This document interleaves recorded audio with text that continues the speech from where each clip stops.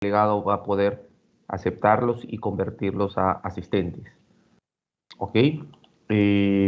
También ya pueden marcar su asistencia en el aula virtual. Delegado, ¿te encuentras en sala? Sí, ingeniero, acá estoy. Ya, entonces tú te encargas de aceptar a los compañeros que quieran ingresar y bueno, y ponerlos como asistentes. Ya no los pongas como moderadores, por favor, porque si no van a poder hacer travesuras. Sí, ingeniero, no se preocupe. Ok, bien. Buenas noches con todos. Esperando que todos estemos bien. Vamos a empezar esta semana y vamos a ver un poquito, repasar rápidamente este tema de la instrumentación y acelerógrafos por motivo de terremoto que hubo en Amazonas. A estas alturas ya todos los alumnos del curso ya sabrán interpretar o ya habrán visto lo que ha pasado en el terremoto y habrá visto lo de las redes sociales y como ustedes son miembros de muchos grupos de ingeniería civil, eso espero, ya sabrán interpretar, ¿no? Yo descargaba unas 3 imágenes de un colega y me parece interesante. Vamos a hacer una pequeña reflexión de ese temblor, o por lo menos de los datos del temblor, del terremoto, disculpen, temblor en Lima, temblor en Pucallpa y terremoto en Amazonas. Entonces, eh, voy a compartir mi pantalla. Dentro de los materiales de consulta o documentos de consulta que se les ha brindado, está este PDF del doctor Alba, ¿no? El doctor Jorge Alba fue mi profesor de mecánica CO2, ya hace muchos años. Y bueno, el doctor Alba es especialista en todo lo que es instrumentación, ¿no? Es el líder y todo. Entonces, es más, a la inauguración del sismógrafo que hay en el CIP fue el doctor Alba y quizás va a ir al que inauguremos en la 1. Entonces, vamos a hacer un repaso rápido de esta parte y en esencia lo que ya todos hemos estudiado y era tarea para la casa, era de que estén bastante, repasen mucho hasta entender el tema de los registros, ¿no? Cómo se registra las aceleraciones durante el sismo. Y básicamente el registro de las aceleraciones se obtienen con los acelerógrafos, ¿no? Y los acelerógrafos no son más que un medio para tener una medida, un histograma entre dos componentes, la horizontal que sería los periodos o el tiempo y el vertical que sería los desplazamientos, ¿no?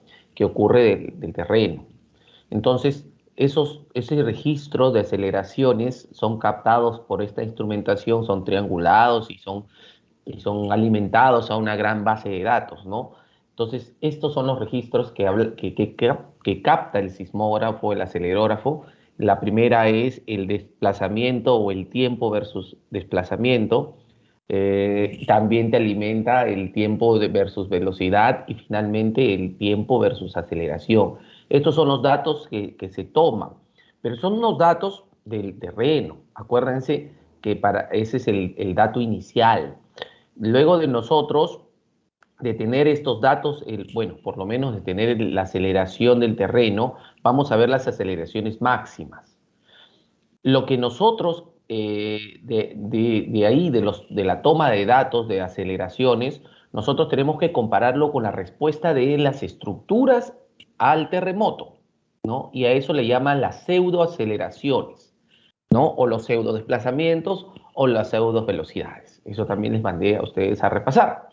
Entonces, luego de tener esa compilación, esas pseudo aceleraciones, que también se les llaman espectros de respuesta, porque son eso, son la respuesta de un edificio o una edificación al movimiento o al terremoto o al sismo, ¿no?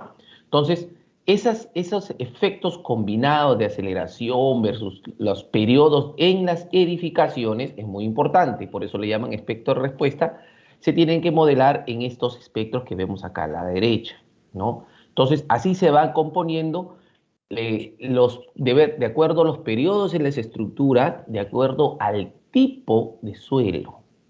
Entonces, tenemos espectros de respuesta o espectros del terreno para cada tipo de terreno, ¿no? Si es una arcilla, si es una grava, y bien. Entonces, básicamente eso es lo que tenemos que tener, ¿no? Para que finalmente tenemos los espectros de respuestas a suelos rígidos, a granulares, a arenas medias, bueno, arcilla blanda, a media y arena. Entonces, en toda esta tabulación estadística de todos los histogramas, vamos a definir los puntos del espectro de diseño, ¿no? Fíjense cómo hemos visto, ¿no? Desde la captación de los datos del acelerograma hasta los pseudoaceleración o espectro de respuesta y la composición del espectro de diseño. Entonces, nosotros decimos, bueno, entonces, ¿dónde nos va a dar los espectros de diseño? Y eso lo va a dar la norma. Entonces, aquí me voy a permitir un poco ver estas imágenes que lo descargué en la mañana. Entonces, esto es el espectro de aceleración del sismo de ahora en la estación de Barranca, ¿no? En Loreto. Es el que estuvo más cerca al terremoto que hubo hoy día, ¿no? Hoy día, bueno, ayer.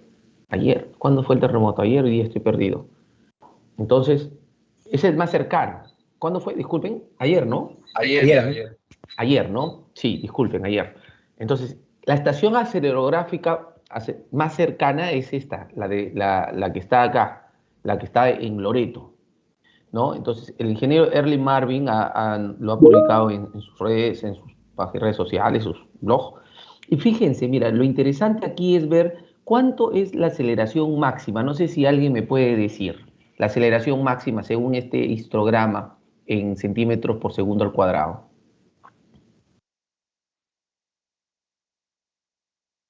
195 por ahí, ¿no? 198 por eso. Sí, exacto. Es menor que 200, ¿ok? Es menor que 200, 195, 100 ya. Entonces, si nos vamos a pensar en Loreto o el lugar donde ocurrió el terremoto, ¿no? Entonces, he abierto acá esta página que también ustedes lo tienen, este Excel, ¿no?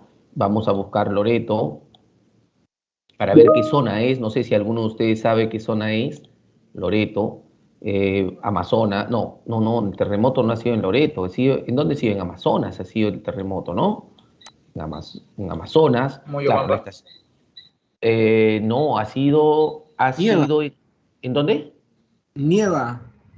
Con Ya, vamos a ver. Chachapoyas. Claro, la Chachapoyas, exacto, ha sido en Chachapoyas. Claro, la estación más cercana es Loreto, porque no hay una estación cerca al lugar del terremoto. Pero vamos a ver, entonces es Amazonas, es Chachapoyas, ¿ya? ¿Y en qué distrito? Bueno, en cualquiera de los distritos, no sé, Balsas, Asunción, creo que todos están en la misma zona. ¿Qué zona es? Si vamos a ver la zona, es la zona 2, ¿no? Amazonas, Chachapoyas, y en todos los distritos es zona 2. Amazonas está acá, pues, ¿no? Todo es verde, todo es zona 2, claro. El distrito que escojamos es zona 2.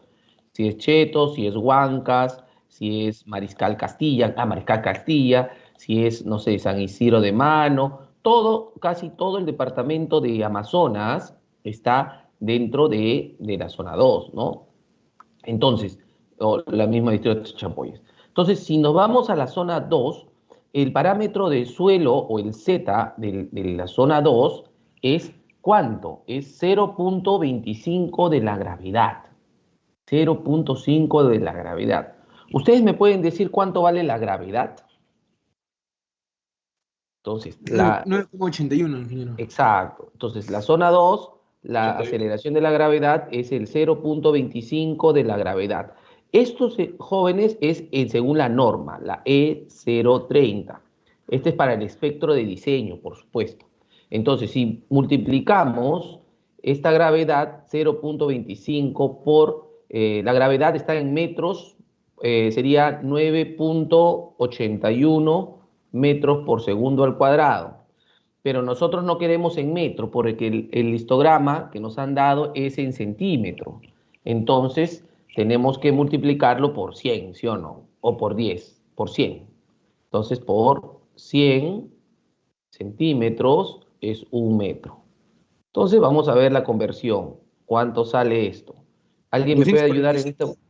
¿Cuánto sale? ¿Cuánto, disculpe? 245.25. 145.25 centímetros por segundo al cuadrado. Entonces, fíjense, la aceleración de diseño, ojo, de diseño, este es el diseño, ¿no? Que dice la norma E030, si tú diseñaste con la norma un edificio en Chachapoyas, el sismo que hubo, que solo llegó a menos de 200, no debió haberle hecho daño estructural grave a tu edificación. Entonces, es allí donde uno se da cuenta que estamos dentro, ¿no? ¿Qué hubiera pasado que hubiéramos tenido un terremoto realmente monstruoso, ¿no? Y que supere. Entonces, estos espectros de diseño de repente ya no estarían tan vigentes, pero sin embargo, de acuerdo al historial y todo, ustedes ya saben cómo se compone un espectro de diseño, ¿no? La aceleración máxima que la norma nos está dando está en 245.25 centímetros por segundo al cuadrado. Acá viene la reflexión. Las edificaciones que han colapsado, en esencia, ¿cuáles son? Bueno, si ustedes han visto, las que han colapsado, pues son hoy una iglesia, ¿no? Hay una iglesia de adobe, y las que colapsan también son las que... Mayormente son de adobe, ¿no, ingeniero? Mayormente son de adobe. Mayormente son de adobe. Casitas de adobe. Son de adobe, quincha, tierra armada, lo que quieran llamarle, ¿no? Ahora, eso es con respecto a las edificaciones. Ahora usted me dice, sí, pero yo he visto carreteras que se han caído para atrás. Sí, pero aguántate. La E030 no es para carreteras. La E030 es para edificaciones. Para evaluar el riesgo sísmico en una carretera, ya prácticamente sale del área estructural y lo abocamos al área de geotecnia, ¿no? Los geotécnicos debieron haber evaluado el trazo geométrico de esa carretera y darse cuenta que estaba encima de una falla inactiva, que en cualquier momento debido a un sismo se iba a activar, o un terreno inestable donde se iba a asentar. Entonces las carreteras también se evalúan desde el punto de vista sísmico. Y claro, la especialidad ya sale de los estructurales, se va un poco a los geotecnistas, pero sigue siendo una evaluación del riesgo sísmico. Ingeniero, una consulta. Por supuesto, con mucho gusto. Ahí en algunas fotos que pasaron por las redes, hay como las carreteras como un proceso de licuefacción, también tuvieron daños, ¿no? Eso por no, supuesto, por supuesto, por supuesto. Entonces, también... Eso debido por las ondas, ¿no? Mira, nosotros hemos evaluado al principio en la clase, en la sesión, un poco de los aspectos de sismología básica. Y teníamos dos tipos de efectos de un sismo, ¿no? Los directos y los indirectos. Entonces, el directo está muy relacionado para el tema de la mecánica de suelos, ¿no? Hay licuación de suelos, claro. Para abrir licuación de suelos tiene que haber dos factores. El primero es el sismo y la segunda es humedad. Si tienes los dos, es como si metieras un jugo de frutas. Pones las frutas, pones el agua y prendes la licuadora. Entonces, la licuadora es el sismo. El agua es el agua y la fruta es tu terreno, tu obra. Lo licúas y se fue. Entonces, allí hay efectos directos del sismo y efectos indirectos como lo puede ser un tsunami, que bueno, como no está en zona costera, no ocurrió. Pero quizás puede ocurrir incendios, que también es un efecto indirecto. Está bien, perfecto, eso es lo que ocurre. Entonces, yo quisiera que quede claro, fíjense cómo hemos aplicado ya los conceptos básicos de sismología respecto a la instrumentación y cómo tomamos control de los sismos con lo que ha ocurrido, ¿no? Entonces, ahí hemos verificado que nuestra norma está bien, ¿no? Está acorde. Ahí históricamente, si tú dices, si alguien en Yurimagua se ponía, o en Champoya, a construir un edificio de 5 pisos, 6 pisos y aplicaba su norma, normal, el sismo lo hubiera movido con sus desplazamientos dentro del límite elástico y no pasaba nada. Claro, se va a romper todo lo que es no estructural, pues se romperán los vidrios, se caerá el cielo raso, se caerán los parapetos, se rajará un poco los muros no portantes, no sé, pero daño estructural grave no, ¿ok? No sé si alguien tiene algún comentario. A ver, Anthony. Ingeniero, buenas noches. Hola. Ingeniero, con respecto a lo que ha pasado del sismo en Amazonas, ¿esto puede variar, ingeniero, o se puede actualizar la zona sísmica? O sea, porque según el mapa que estaba mirando en la foto, hay una parte de Amazonas que es zona 3 y otra es zona 2. Y mi pregunta va con respecto a eso, ¿no? O sea, que si esto sigue ocurriendo, se va actualizando, se va modificando y con respecto a la norma. Claro, Anthony, la idea es, en la norma, ya ustedes descarguen su norma, ya le he puesto acá, esta es la norma E030. La norma está formada por un comité técnico, ¿ya? Este comité técnico, bueno, esta norma es de 2018. Este comité técnico que ustedes ven acá está formado por las instituciones que aportan a la ingeniería nacional. En un principio solo era dos, ¿no? Era el Colegio de Ingenieros y la UNI. Ahora ya ha ampliado su gama de participación y bueno, ya hay 1, 2, 3, 4, 5, 6, 7. Está el CISMIT, que también quieran o no es parte de la UNI, está el Colegio de Ingenieros, está el Instituto Geofísico del Perú, incluyeron a la Universidad Católica, de ahí la Católica, después la Ricardo Palma dijo, pues yo también tengo buenos sismólogos, incluyeron a la Universidad Ricardo Palma, siempre estuvo la UNI, y incluyeron al CENSICO. Entonces, cada una de esas instituciones nombra a sus representantes. Y aquí cada uno, por ejemplo, veamos, el CISMI tiene a, bueno, Javier Piqué del Pozo, aparte de ser presidente, también es del CISMI junto con Carlos Zavala. Y el Colegio de Ingenieros también manda, y el IGP también manda. Entonces, todos ellos son el Comité Técnico Permanente de la norma. Entonces, ellos se les asigna esta función y una vez al año se juntan y se sientan y dicen, señores, hay propuestas normativas, ¿no? Propuestas normativas, y dicen, sí, hay propuestas normativas. ¿Y cuáles son las propuestas normativas?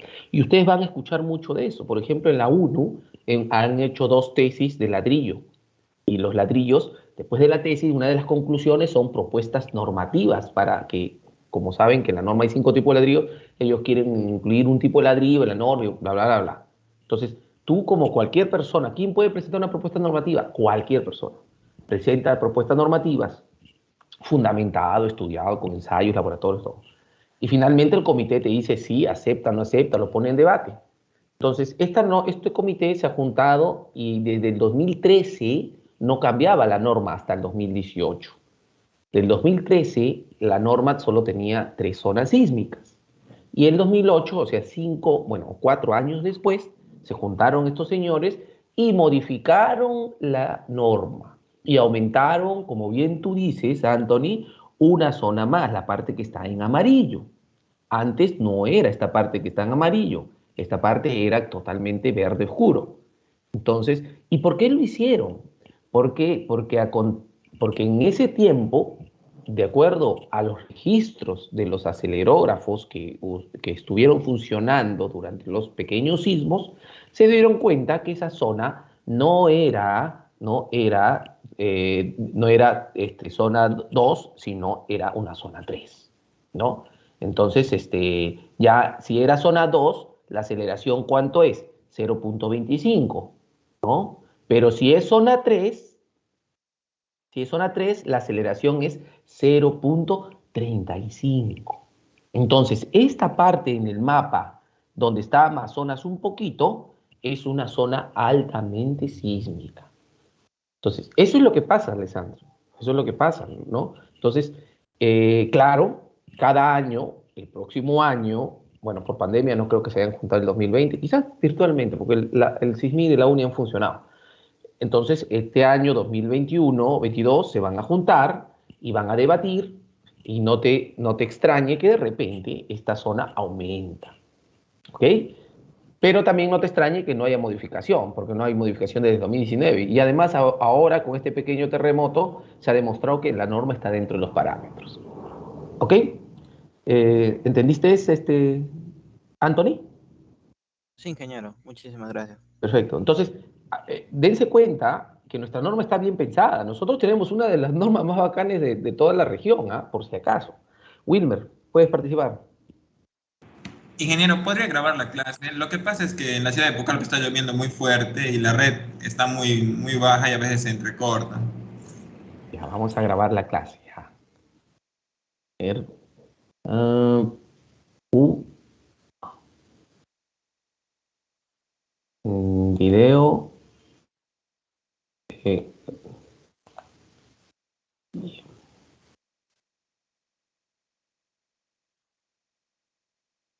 a ver, vamos a ver.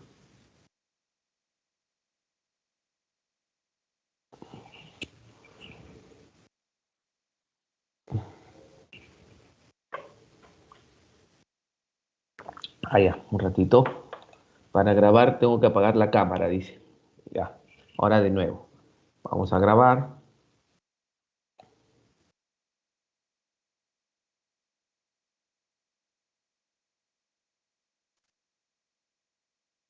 No tengo que apagarla por sistema. Ya. Un rato para empezar a grabar, ¿ya? Porque acá el software me restringe. No puedo grabar y poner mi imagen a la vez. A ver. Vamos a apagar y ahora sí. Vamos a grabar. A ver, vamos a grabar de nuevo. Y aquí, y aquí. Ok.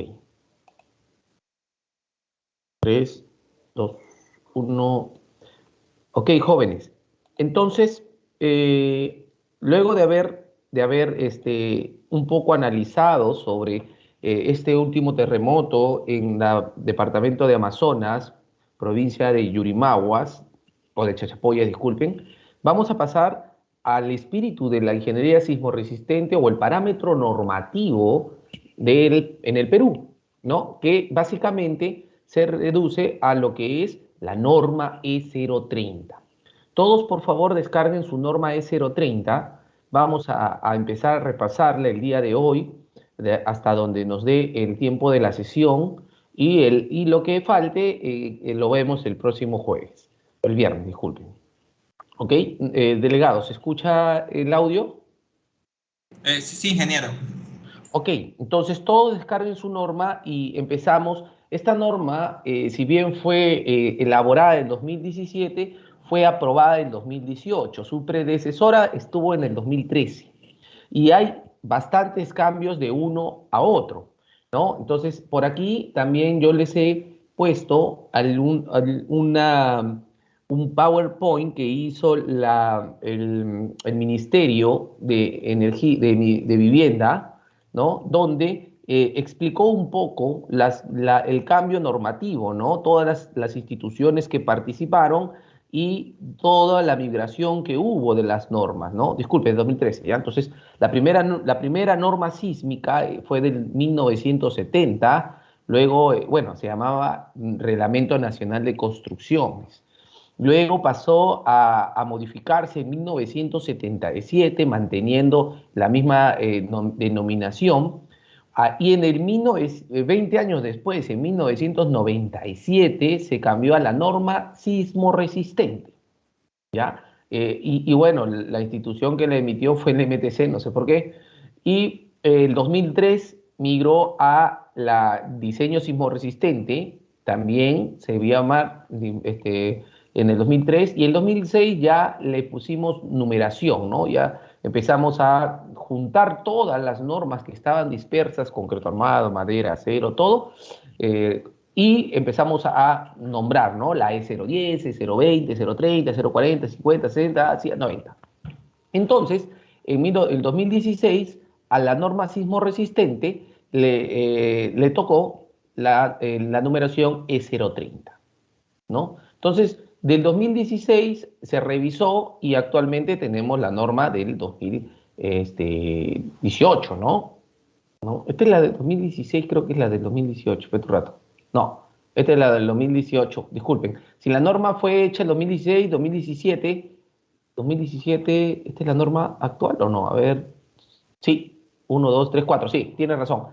Entonces acá hay tres zonas. Antes en la del 2003, que es la predecesora, había 3 zonas sísmicas, 1, 2, 3. Ahora tenemos 4 zonas sísmicas, ¿no? Que es lo que usamos actualmente, ¿no? Acá hay 2017, por si acaso, ¿ah? Hay un error en esta presentación. Pero en fin, Entonces, un poco de historia, esto lo preparó el Ministerio de Vivienda, Construcción y Saneamiento. ¿Ok?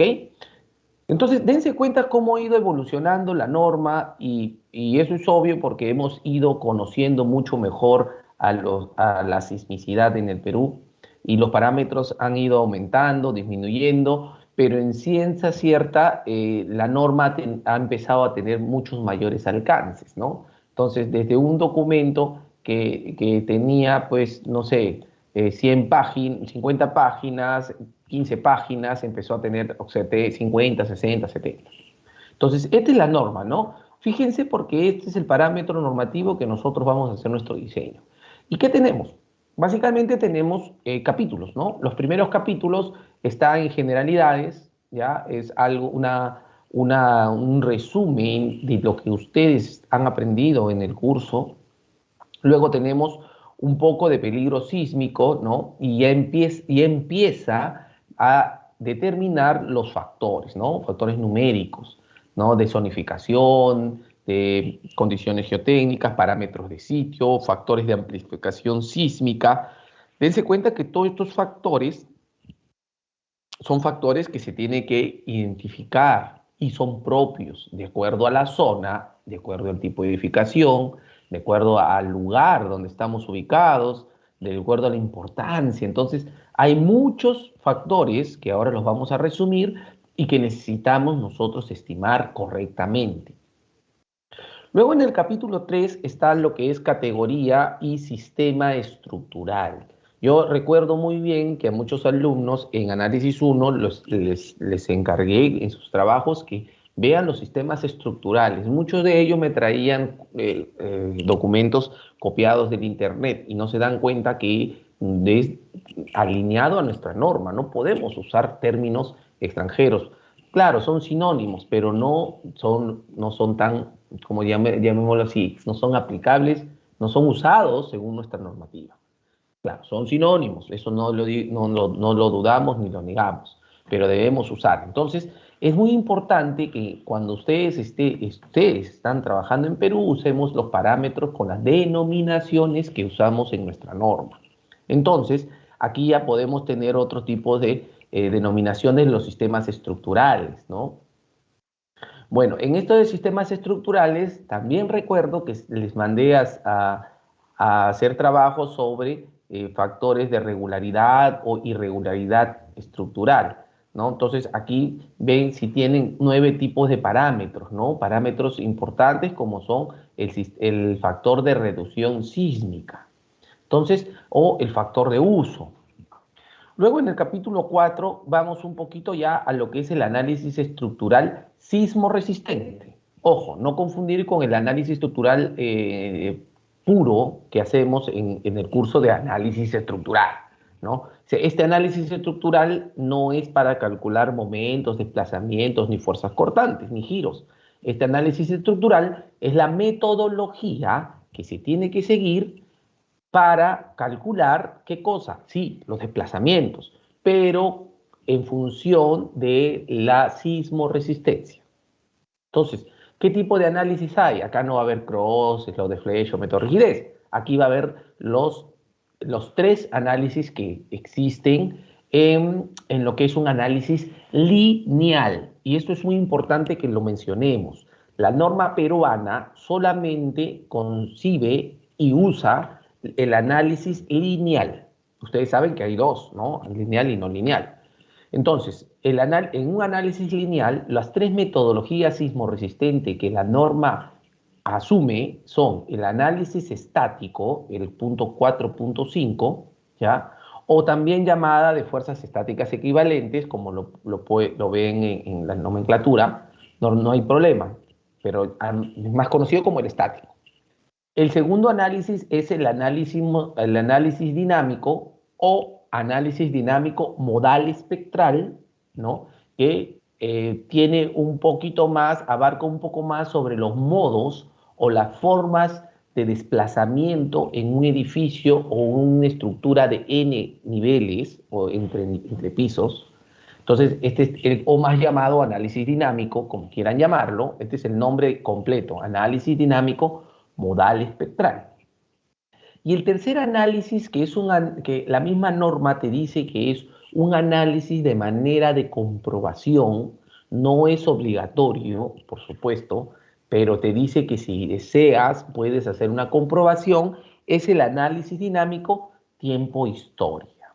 Entonces, este análisis dinámico tiempo-historia es muy difícil hacerlo porque en el lugar donde tú quisieras diseñar tu edificación, tendrías que tener 3 sismógrafos como mínimo a más cercanos y que los 3 hayan funcionado en muchos eventos sísmicos. Entonces, tú generarías tu propio espectro para esa zona. Entonces, es muy complicado hacerlo, por ejemplo, en la sierra y en la selva, porque allí los sismógrafos están muy dispersos. Quizás en muchos departamentos o en los departamentos costeros, que son 14 creo, en eso sí podrías hacer, es aplicable. Por ejemplo, en Lima hay muchos sismógrafos y varios están más de 20 años. Entonces ahí sí podríamos aplicar un tiempo historia. Solo sacamos los datos que tenemos en esos 3 o 4 o 5 o 6 sismógrafos cerca a la zona y podemos hacerlo. Pero, por ejemplo, en Pucallpa no podríamos aplicar un análisis dinámico tiempo-historia, porque no tuvimos, si bien, como nos comentan, tenemos 3 sismógrafos, el de la UNIA, el del Colegio de Ingenieros y nada más, ¿no? 2, UNIA, Colegio de Ingenieros, bueno, ahí ya no podríamos hacer el tiempo-historia, nos faltaría un tercero.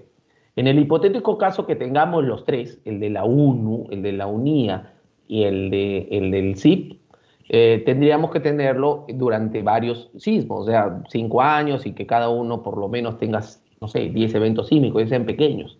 Ahí recién podríamos hacerlo. No sé si me entendieron esto que les he comentado. Delegado, ¿se entendió?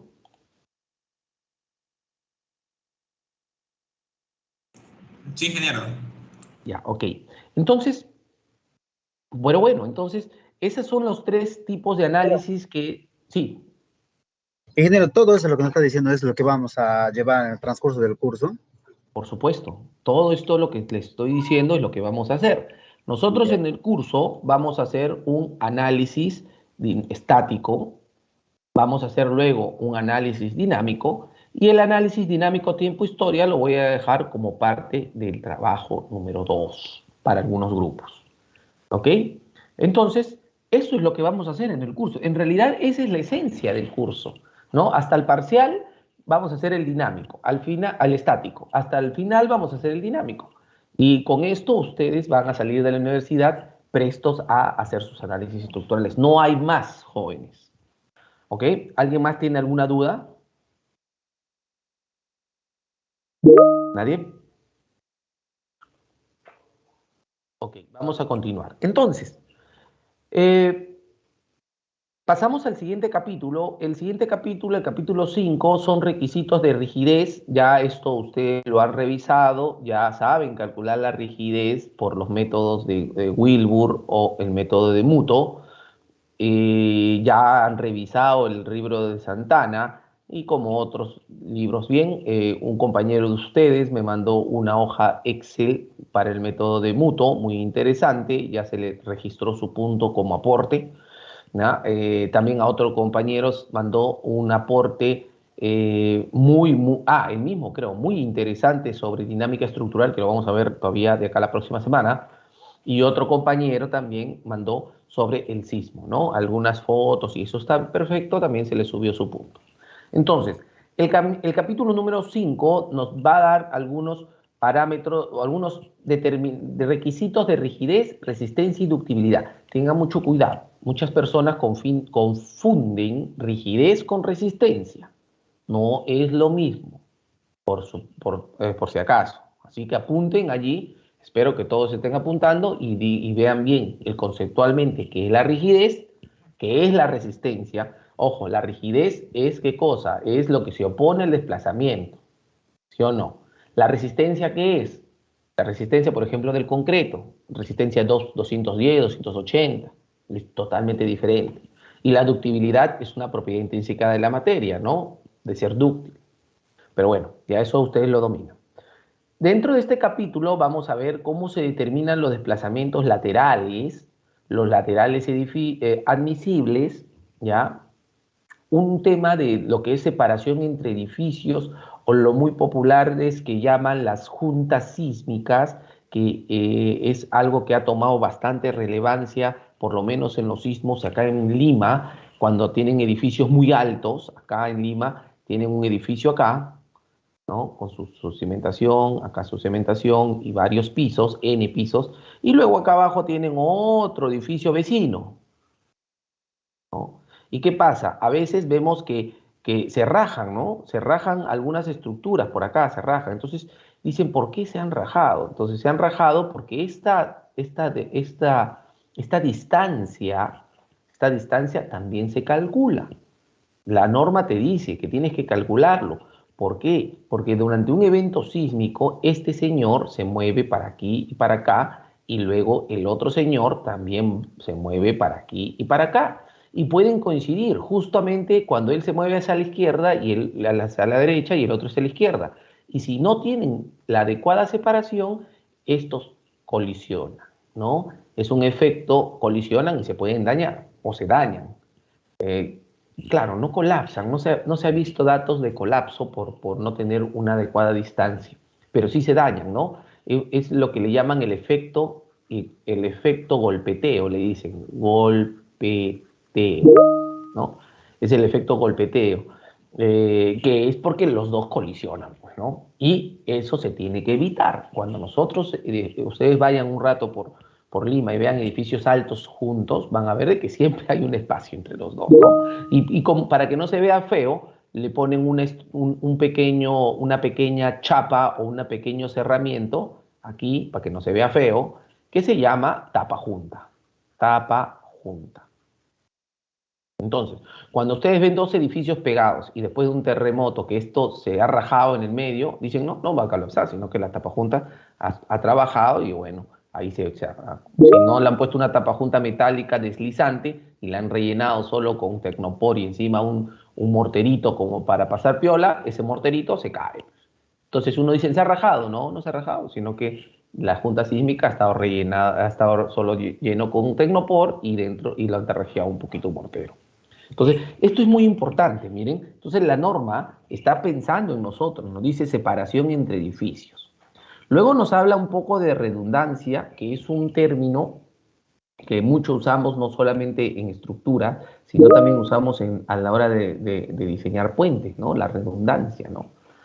Que es como algo estadístico que puede ocurrir, ¿no? Es una probabilidad de ocurrencia, ahí está, algo así. Luego tenemos lo que es resistencia, verificación de la resistencia última. Ustedes ya están llevando concreto armado 1. ¿Están llevando concreto armado 1? ¿Me pueden verificar? No, ingeniero, para llevar necesitamos aprobar eso.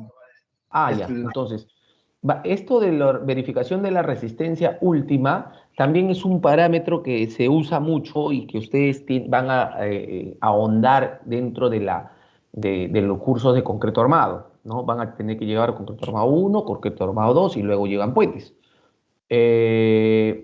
Las cargas netas, o sea, las cargas que hay, ya sean vivas o cargas muertas o propias, se llaman cargas de servicio, son la suma normal, son A más B. Pero si tú, de acuerdo a una estadística, tú tienes que factorar o mayorar cada una de las cargas, por ejemplo, hay mucha probabilidad de que ocurra carga 1 y poca que ocurra carga 2, tú lo multiplicas por factores y al final la suma se llama última. Entonces, eso lo van a ver bastante al detalle cuando lleven concreto armado. Bueno, pasamos al capítulo número 6. Y en el capítulo número 6, esto antes no había, por ejemplo. Ahora, como ha habido tanto albedrío y a veces algunos pseudo ingenieros se han inventado la pólvora, han empezado a querer hasta modelar. Mira, hay algo también que yo he visto últimamente. Y por ejemplo, en el SAP no es necesario modelar elementos no estructurales, ¿ah? Y sin embargo veo en YouTube que modelan elementos no estructurales. O sea, ¿por qué pierden el tiempo? Si los elementos no estructurales se pueden poner ratios, ¿no? Y la misma norma te dice. Por ejemplo, he visto gente modelando el falso cielo raso y cosas de esas. Eso no se modela. Pero claro, el SAP es perder tiempo, pero como el SAP es maravilloso, lo hacen. Pero en fin, entonces esto es algo que no había, ¿no? Los elementos no estructurales. Los elementos estructurales, quieras o no, Mira, acá dice generalidades, responsabilidad profesional, fuerzas de diseño, fuerza horizontal mínima. Hay algo nuevo que es las fuerzas horizontales. Bueno, fuerzas horizontales siempre hubo. Ahora hay las fuerzas verticales, mira, fuerzas sísmicas verticales. Y aquí también quiero detenerme un poco. Entonces, la norma, y bueno, todo el mundo sabemos, que el sismo se modela como una fuerza basal acá, ¿no? El sismo, y hay una cortante basal. Pero uno dice, pero también puede haber vertical, sí, también. Hay un sismo vertical, entonces fuerza cortante basal vertical, llamémoslo así, ¿no? Que es de menos magnitud de importancia, pero la norma, la nueva norma lo ha adoptado y también te va a decir cómo calcularlo, ¿no? Entonces esto puede servir para algunos elementos no estructurales, si es que tú quisieras modelar algo, por ejemplo un parapeto. Entonces, luego te dice elementos no estructurales localizados en la base de la estructura por debajo de la base y cercos, también te detalla. Otras estructuras y diseño utilizando el método de esfuerzos admisibles. Entonces, acá este es un capítulo muy, ahora último, no se estimaba al detalle como ya lo tiene la norma, lo vamos a revisar. De ahí pasamos al capítulo número 7, que es cimentaciones. Yo creo que esto ya lo van a ver. Ya llevaron lo que es mecánica de suelos, ingeniería de cimentaciones, disculpen. Estamos llevando. Ya, están llevando, genial. Entonces, en ingeniería de cimentaciones, allí ustedes van a aprender a hacer cálculo primero del esfuerzo, del esfuerzo, de la presión, ¿no? De tierras, ¿no? Entonces, y la distribución de los esfuerzos de acuerdo a los estratos y todo eso. Entonces, cuando tú pones una cimentación, esa cimentación tiene que pasar ciertos análisis, como son el momento de volteo o básicamente el momento de volteo, ¿no? Entonces, esos esfuerzos, la norma también te da algunos parámetros. Te dice, oye, mira, con esto, la capacidad portante que tú así vas a tener que calcular. Así, esta es la fórmula para el momento de volteo, ¿no? Y te va a decir, oye, mira, si tienes suelos flexibles, es mejor que hagas esto. Y te pone cimentaciones sobre suelos flexibles o baja capacidad portante, como en el caso de Pucallpa, ¿no? Entonces acá mucho, si llegas a un parámetro, te va a recomendar poner otro tipo de cimentación o cimentación profunda. Bueno, siguiente, capítulo 8. Y esto es nuevo, ¿no? Te dice, ya, bueno, ya pasó el sismo, está bien diseñado, lo has planteado bien, y ahora qué va a pasar con los daños que ha habido, porque siempre va a haber daños, ¿no? La norma no es para que el edificio no se dañe. Siempre la norma le pasa algo, ¿no? Le pasa algo, entonces,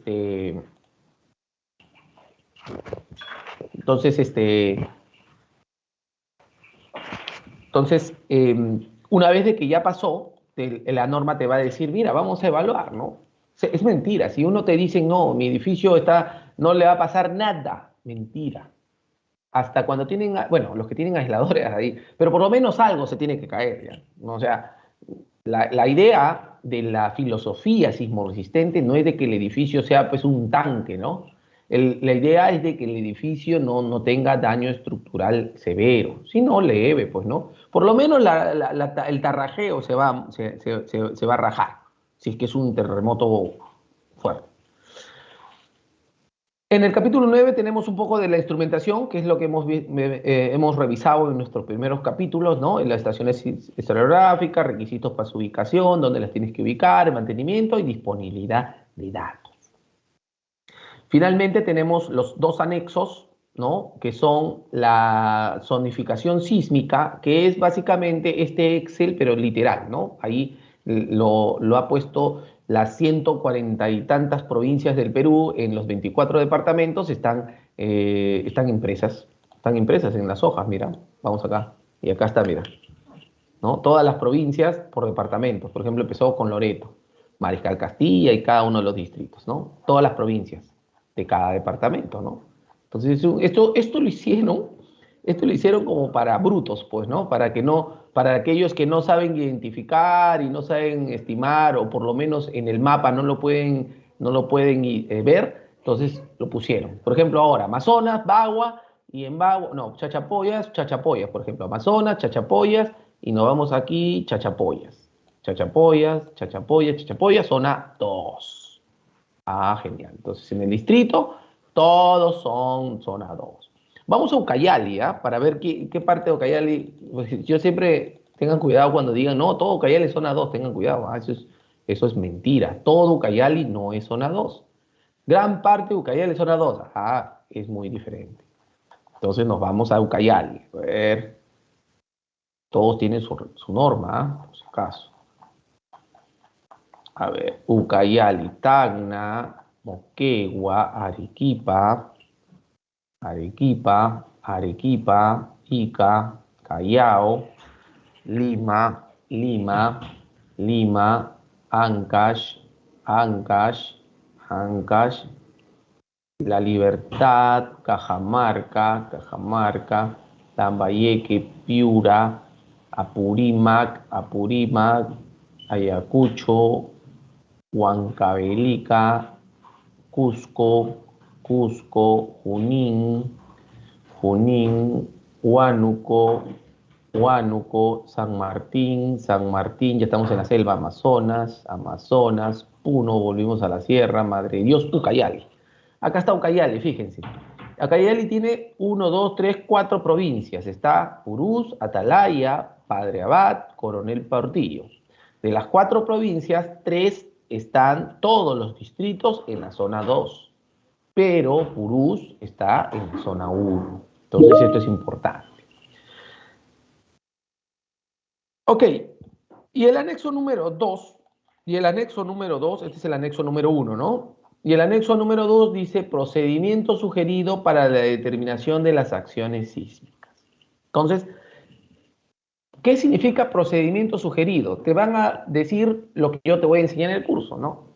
¿Cuál es el flujo de información? ¿Cómo vas a atacar? Primero vas a hacer etapa 1, ¿qué peligro sísmico? Etapa 2, factor de zona. Etapa 3, suelo. O sea, mira, ya lo han hecho de una manera ordenada como para que no te equivoques. Así como yo les enseñaba en análisis estructural los pasos para un método, aquí también han hecho eso, ¿no? Lo cual está resumido en esta Excel, ¿ah? Este Excel ha hecho exactamente lo mismo, ¿no? Ha puesto paso 1, acá está, zonificación.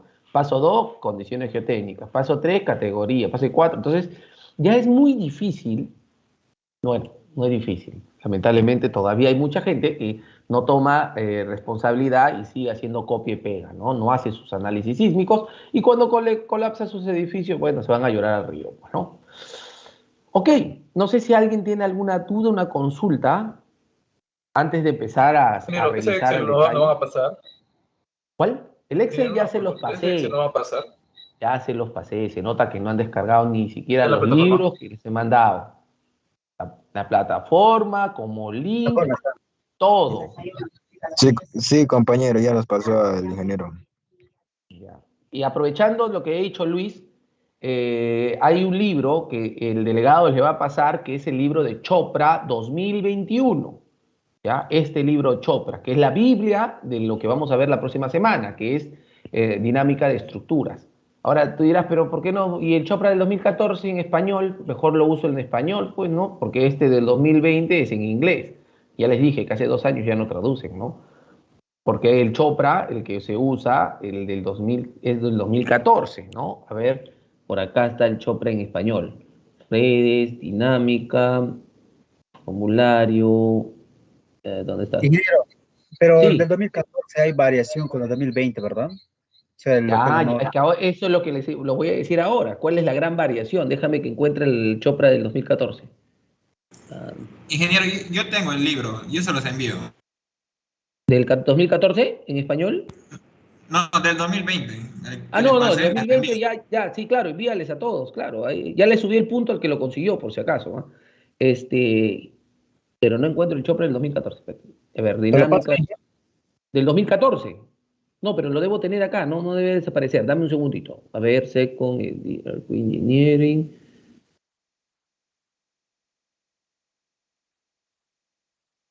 Acá está. Dinámica de estructuras Chopra del 2014. Miren, este es el libro del 2014, 4ª edición. ¿Ya? Está traducido al español, claro, lo tradujo el Pearson. Existen dos grandes empresas latinoamericanas o de habla española que traducían. Es la Pearson y la McGraw-Hill, ¿ya? Bueno, hay otras también, ¿ya? Está Cobra y no sé qué cosa, ¿ya? Pero los que traducen más o que traducían más eran estos, ¿ya? Entonces, en el 2014 tradujeron la cuarta edición de Chopra, Dinámica de Estructura, está en español. Está perfecto, ¿ah? Este es el que yo he venido usando, ¿ya? Acá está, Chopra, la cuarta. No, la primera edición no sé cuándo fue, pero esta es la Biblia. Esta es la Biblia de la dinámica de estructuras, ¿ya? Esto es lo que vamos a usar. Pero, ¿qué pasa? Si ustedes van aquí a un problema de Chopra, se van a dar cuenta de algo, miren, del 2014. Del 2014, vamos a buscar un problemita, ¿ya? De los que yo les tomaba en el examen. Ver, un problema por aquí y acá. Este problema, ¿no? Este problema, ¿qué dice? El problema dice, un edificio industrial pequeño de un solo nivel de 20 por 30 pies de planta se muestra en la figura E1, acá. Los marcos, con marcos a momento en dirección norte-sur y marcos de contraventados en dirección este-oeste, el peso de la estructura puede ser 30 libras por pie cuadrado, concentrado en el techo, y las columnas tienen sección W8 por 24. El área, los momentos de inercia son 82.8 pulgadas cuartas y el momento de inercia en I 18.3 pulgadas a la cuarta. El módulo de elasticidad 29.000 kCi. ¿En qué sistema está esto? Inglés, ingeniero. En sistema inglés. Exacto. Y dígame, ¿el sistema inglés es el que se usa? No. ¿Qué dicen ustedes? No, pues sí, claro, puedes usarlo tú, pero al final los datos de la norma, ¿en qué crees que qué sistema está? Si nos vamos a la norma y buscamos por aquí, si nos vamos a la norma, ¿tú qué crees? ¿Los resultados en qué nos van a dar? ¿En libras? ¿En pies? ¿En qué crees que nos van a dar la norma? ¿En qué sistema está?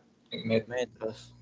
En metros, ¿no? En metros. ¿Y esos metros qué sistema es? ¿Qué sistema es metros? Es el sistema internacional, ¿no? Es el que usa, miren, en metros, ¿ves? Ahí da, metros. Separación en metros, ¿no?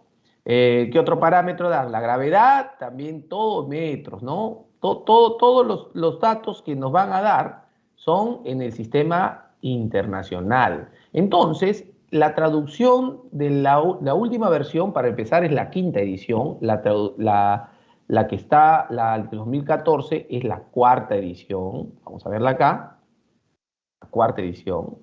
La quinta edición, que es del 2020, ¿en qué unidades está? Exacto, está en el sistema internacional. Mira, qué interesante. Claro, está en inglés, pero como ustedes saben inglés, lo pueden usar, no tiene ningún problema. Entonces, vamos a ver el mismo problema, ¿no? El mismo problema de dinámica estructural, que por aquí debe estar. ¿Qué número de problema era? Bueno, vamos a buscarlo de todas maneras, ¿no? Por acá está, por acá está, por acá está. Vamos a buscarle el mismo problema. Amortizamiento, ya, acá está. Los mismos ejercicios, solamente ha cambiado el sistema. No, pueden aumentar, acuérdate. Claro, acá no hay sistema, en realidad acá no. Dice, a small one history industrial building, dice, a una pequeña construcción industrial, ¿no? 6 by 10 meters in plan, 6 por 10 metros en planta, is shown in the figure E1.2, with moment frames in the north-south direction and bracing frames in the east-west direction. Entonces te está dando lo mismo. The mass of the structure can be idealized as 150 kilograms per meter. Entonces, mira, te está dando la dimensión. Imagínense, ya está en el sistema internacional, ¿no? Y te da aquí los momentos de inercia en el sistema internacional, ¿no? Sí, interesante, mira, esto es un gran aporte, ¿eh? A la persona que nos ha dado. Y mira, y las masas también me las dan en kilogramos. Y al final los resultados salen en el sistema internacional. Pero bueno, entonces este es un aporte que nos ha dado. Regresamos a nuestro tema. No sé si alguien tiene algún comentario, su delegado les va a pasar este libro de Chopra. Claro, está en inglés, pero bueno, ustedes saben inglés y el que no sabe ya tiene que ponerse pilas, ¿ah? ¿Alguien quiere hacer un comentario? ¿Quiere agregar algo?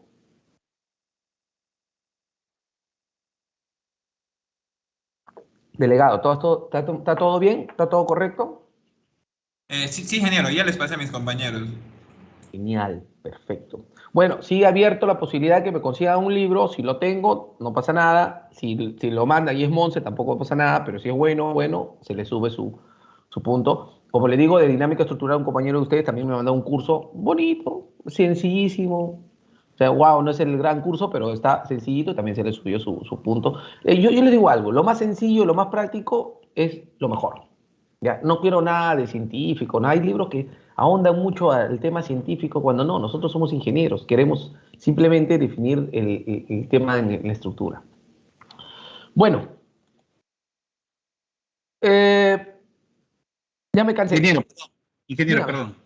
Sí. Sí, ingeniero, justo para buenas noches. Ingeniero, Hola, solamente usted está pidiendo libros actuales, digamos, porque yo he conseguido una bibliografía espectacular, pero en inglés, pero son libros teóricos que hablan todo el análisis sísmico de los Estados Unidos del mundo, pero son libros que datan del 2006, 8, 10. Pásale a tu delegado, vamos a ver. Siempre lo antiguo es bueno, ¿no? No digo que sea malo. Claro, son libros de autores connotados, pero como le digo, son libros, yo los he averiguado, son libros de autores connotados, pero no son libros modernos de los últimos 3, no 4, te preocupes, 5. Justo, pásale a tu delegado. No está acá, ¿no? No está en la lista de libros que tenemos, No, ingeniero, son libros, libros teóricos. Genial, pásale a tu delegado, yo lo reviso y te ofrezco dar una respuesta mañana. Ok, ¿ya? Muchísimas gracias. Bueno, jóvenes, yo creo que hasta ahí vamos a llegar, ¿ya?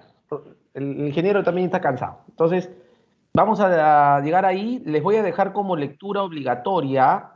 Voy a parar la grabación primero, ¿ya? Quiero parar la grabación. Ya.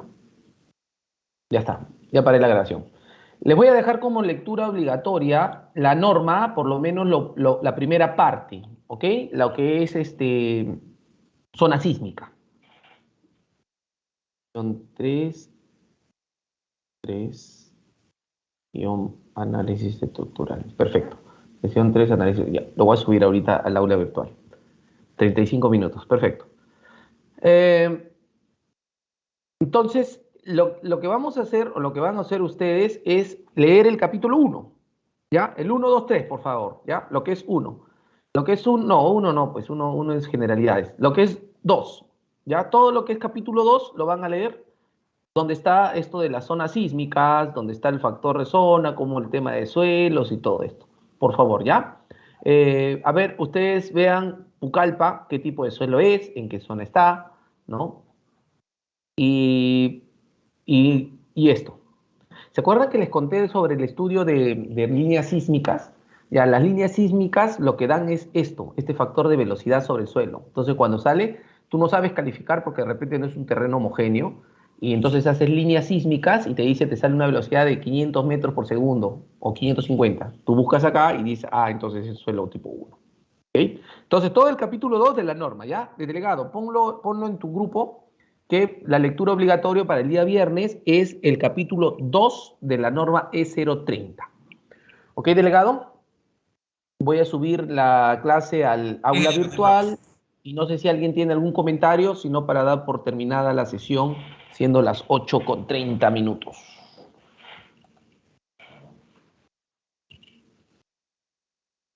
Ok, entonces nos vemos el viernes, jóvenes, ¿ya? Buenas noches con todos. Tengan una buena semana que empieza.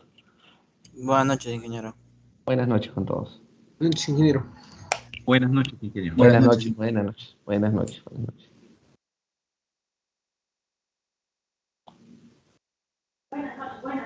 Evening, teacher.